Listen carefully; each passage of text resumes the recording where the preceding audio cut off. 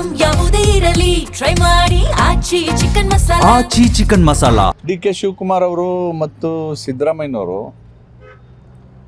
ಈ ಗ್ಯಾರಂಟಿ ಯೋಜನೆಗಳನ್ನ ತರ್ತೀವಿ 5 ಗ್ಯಾರಂಟಿನ ಅನ್ನುವಾಗ 2023 ಸಂದರ್ಭದಲ್ಲಿ ಹೇಗೆ ಪ್ರಚಾರ ಮಾಡಿದ್ರು ಅನ್ನೋದನ್ನು ಅವರೊಂದ್ಸತಿ ಜ್ಞಾಪಿಸ್ಕೋಬೇಕು.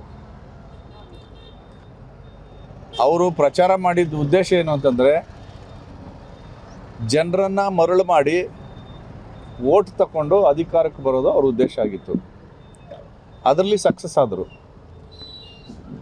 ಸಕ್ಸಸ್ ಆಗಿ ಈಗ ಆ 5 ಗ್ಯಾರಂಟಿಗಳಿಗೆ ಹಣಕಾಸಿನ ಮುಗ್ಗಟ್ಟಾಯಿತು.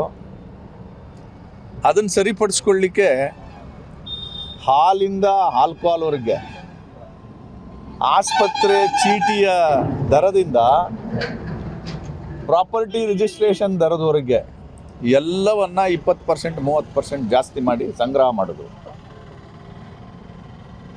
ಅಂದರೆ ಇದೇನಂತಂದರೆ ಗಂಡನ ಜೋಬಿಂದ 6,000 ಕಿತ್ಕೊಂಡು ತಿಂಗಳಿಗೆ ಹೆಂಡತಿ ಜೋಬಿಗೆ 2,000 ಕೊಡೋದು.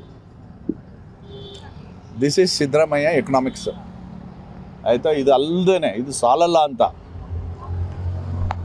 SC STಗಳ ಶೈಕ್ಷಣಿಕ, ಆರ್ಥಿಕ, ಔದ್ಯೋಗಿಕ ಅಭಿವೃದ್ಧಿಗಿರ್ತಕ್ಕಂಥ SCP TSP ಹಣನ 3 ವರ್ಷದಲ್ಲಿ 2023ರಿಂದ ಈ ಬಡ್ಜೆಟ್ವರೆಗೆ 52,000 ಕೋಟಿ ಹಣವನ್ನು ಗ್ಯಾರಂಟಿಗಳಿಗೆ ತಗೊಂಡಿದ್ದಾರೆ.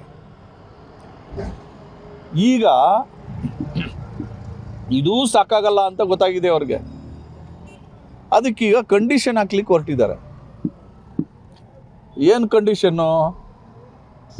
ಸತ್ತೋಗಿರೋರ ಅಕೌಂಟ್ಗೆಲ್ಲ ಹೋಗ್ತಾ ಇದೆ ಅಂತ ಕಂಡೀಷನ್ ಹಾಕ್ತಿದ್ದಾರೆ. ಹಾಗಾದರೆ ಮಹಿಳಾ ಮತ್ತು ಮಕ್ಕಳ ಕಲ್ಯಾಣ ಇಲಾಖೆ ನಿದ್ದೆ ಮಾಡ್ತಾ ಇತ್ತಾ? ಏನು ರೋಗ ರೀ ಇವ್ರಿಗೆ? ಒಂದು ಸ್ಕೀಮ್ನ ಹಣ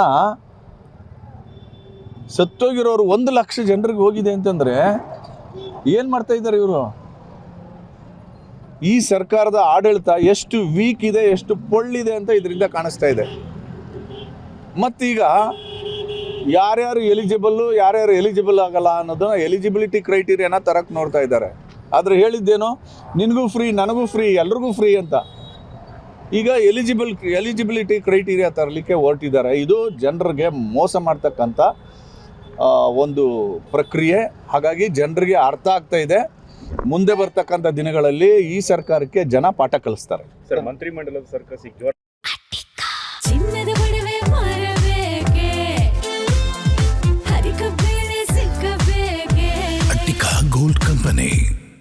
ಇದೊಂದು ದೌರ್ಭಾಗ್ಯ ಅಲ್ವಾ ಸರ್? ಈಗ ಡಿ.ಕೆ. ಶಿವಕುಮಾರ್ ಅವರು on the floor of the house ಮಾತಾಡಿದ್ದು, ಅಧಿಕಾರನ ಒದ್ದು ಕಿತ್ಕೋತೀನಿ ಅಂತ ಹೇಳಿದ್ರು. ಕಿತ್ಕೊಂಡ್ರು. ಅಥವಾ 2.5 ವರ್ಷ ಅಂತ ಅಗ್ರಿಮೆಂಟ್ ಮಾಡಿಕೊಂಡು ಪಡ್ಕೊಂಡ್ರು. ಈ ಕಾಂಗ್ರೆಸ್ ಓಟ್ ಹಾಕೋರು ಯಾರು? Who are the basic voters of Congress party? It is the dalits. Dalit ರೋಟಿಂದ ಈ ಸರ್ಕಾರ ಬಂದಿರೋದು. ಇದು ಗೊತ್ತಿಲ್ವಾ ಪರಮೇಶ್ವರ್ ಅವ್ರಿಗೆ, ಖರ್ಗೆ ಅವ್ರಿಗೆ ಗೊತ್ತಿಲ್ವಾ? ಯಾಕೆ ಇವರು ಅಸರ್ಟಿವ್ ಆಗಲಿಲ್ಲ? ಯಾಕೆ ಅಂದರೆ ಕಾಂಗ್ರೆಸ್ಸು ಇವ್ರಿಗೆ ಒಂದು ಕವಡೆ ಕಿಮ್ಮತ್ತನ್ನು ಕೊಡ್ತಾ ಇಲ್ಲ. ಯಾಕೆಂದರೆ ಕಾಂಗ್ರೆಸ್ನ ಮನಸ್ಥಿತಿ ಹೇಗಿದೆ ಅಂತಂದರೆ, ಖರ್ಗೆ ಮುಖ್ಯಮಂತ್ರಿ ಆದರೂ ಸರಿ, ಆಗದೇ ಇದ್ರೂ ಸರಿ, ಪರಮೇಶ್ವರ್ ಮುಖ್ಯಮಂತ್ರಿ ಆದರೂ ಸರಿ, ಆಗದೇ ಇದ್ರೂ ಸರಿ, ದಲಿತರು ಓಟನ್ನು ಯಾರಿಗೆ ಹಾಕ್ತಾರೆ? ಕಾಂಗ್ರೆಸ್. ಸೊ ಎಲ್ಲಿವರೆಗೆ ದಲಿತ ಸಮಾಜ ಒಂದು ಪಾರ್ಟಿಗೆ ವೋಟ್ ಬ್ಯಾಂಕ್ ಆಗಿರ್ತಾರೋ ಅಲ್ಲಿವರೆಗೆ ಇವ್ರಿಗೆ ಅಸರ್ಟಿವ್ ಕೆಪಾಸಿಟಿ, ಬಾರ್ಗೇನಿಂಗ್ ಕೆಪಾಸಿಟಿ ಬರಲ್ಲ. ಅದಕ್ಕೆ ನನ್ನ ಅಭಿಪ್ರಾಯ ಏನಂತಂದರೆ, ಮುಂದಿನ ದಿನಗಳಲ್ಲಿ ದಲಿತ ಸಮಾಜ ಜಾಗೃತರಾಗಬೇಕು. ಈ ಥರ ಫೂಲ್ ಆಗಬಾರ್ದು, ಮೋಸ ಹೋಗಬಾರ್ದು. ನಮಗೆ ಯಾರು ಬೇಕೋ ಅವ್ರನ್ನ ಆಯ್ಕೆ ಮಾಡುವಂಥ ತೀರ್ಮಾನ ಮಾಡಬೇಕು. ಈ ತೀರ್ಮಾನಕ್ಕೆ ಯಾವ ಪಕ್ಷವೂ ಅಸ್ಪೃಶ್ಯ ಅಲ್ಲ ಅನ್ನೋದು ನಮಗೆ ಮನಸ್ಸಿಗೆ ಬರಬೇಕು. ಆವಾಗ ಕರ್ನಾಟಕದಲ್ಲಿ ಬದಲಾವಣೆ ಆಗುತ್ತೆ. ಅಲ್ಲಿವರೆಗೆ ಈಗಂತೂ ಸದ್ಯಕ್ಕೆ ದಲಿತ ಮುಖ್ಯಮಂತ್ರಿ ಚರ್ಚೆ ಇದೆಯಲ್ಲ, ಅದು ಮುಗಿದ ಕತೆ.